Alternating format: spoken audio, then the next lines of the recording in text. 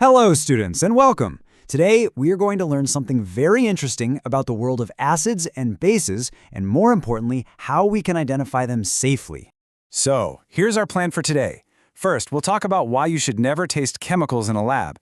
Then, we'll dive into the different kinds of indicators scientists use, from natural ones you can find right in your home to those made in a laboratory. We will also learn about a clever way to test with our nose. And finally, we'll solve a little puzzle to see what we've learned. Let us begin. So why do we even need a special way to test for acids and bases? I mean, can't we just, rely on our sense of taste? Well, you know this from your own experience, right? The sour taste of a lemon or an orange, that's because of acids. And that slightly bitter taste of things like baking soda, well, that's because of a base. And this is something we see in our everyday life. But, and I want you all to listen very carefully to this, in a science laboratory, you must never taste any chemical to identify it. It is extremely dangerous. So that brings us to the big question. How do we test them safely? Well, the answer is we use these special substances called indicators. You can think of them as our little chemical detectives. They tell us if a solution is acidic or basic by simply changing their color or sometimes even their smell. Let's start with our first type of indicator. You might be surprised to know that nature itself gives us some really good ones, and they are all around us. These are called natural indicators for a very simple reason. We find them in nature, mostly from plants. That's why they're also commonly called acid-base indicators. Some very common examples are litmus, which we get from a plant called lichen. Another one is turmeric, haldi, which is there in every kitchen. And even the colorful petals of flowers like hydrangea and petunia can work as indicators. Now, this slide is very, very important. Please pay close attention, especially for your exams. Here is the rule for litmus paper. In an acid, blue litmus paper will always turn red. And in a base, red litmus paper will turn blue. It is a very important test to remember. And here is a fantastic real-life example of turmeric as an indicator. I am sure many of you have seen this. If you get a curry stain on your white shirt and you scrub it with soap, what happens? The yellow stain turns reddish-brown. That's because soap is basic. And when you wash it with a lot of water, it turns yellow again.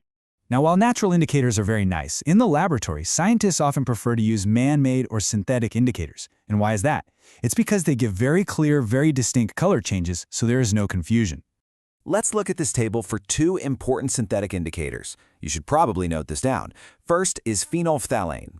As you can see, its original color is, it's colorless. In an acid, it remains colorless, but in a basic solution, it turns into a beautiful pink color.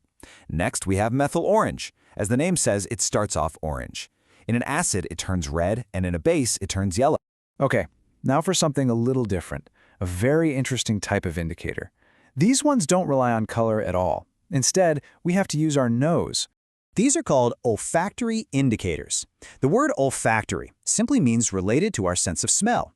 So these are substances whose smell or odor changes when you put them in an acidic or a basic solution. And again, you can find examples of these right in your kitchen. Things like finely chopped onion, the vanilla essence we use for cakes, and even clove oil. All of these can be used as olfactory indicators. So, how does this work? Let's take the onion test. Imagine you have a strip of cloth that has the strong smell of onion. If you add a few drops of an acid, say hydrochloric acid, you will find that the smell of onion is still there. But if you add a few drops of a base, like sodium hydroxide, the characteristic smell of the onion completely disappears. It's gone.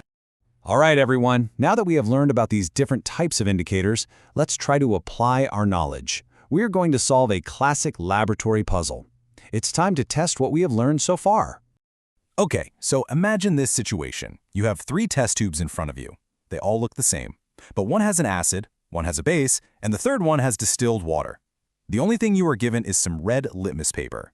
Now think, how will you identify what is in all 3 test tubes? Let's solve this puzzle together step by step. First, you will take your red litmus paper and dip it into all 3 test tubes, one by one. Now, the solution that turns the red litmus paper blue, what is that? Yes, that is the base. So we have found the base. But wait, something else has happened. You now have a blue litmus paper. So, you can use this new blue litmus paper to test the other two solutions. The solution that turns your new blue litmus paper back to red, that has to be the acid. And finally, the third solution, the one that did not change the color of the red litmus or the blue litmus, that is our neutral distilled water. See, it's all about logic. So let us quickly summarize the main points to remember. Acids will turn blue litmus to red. Bases will turn red litmus to blue.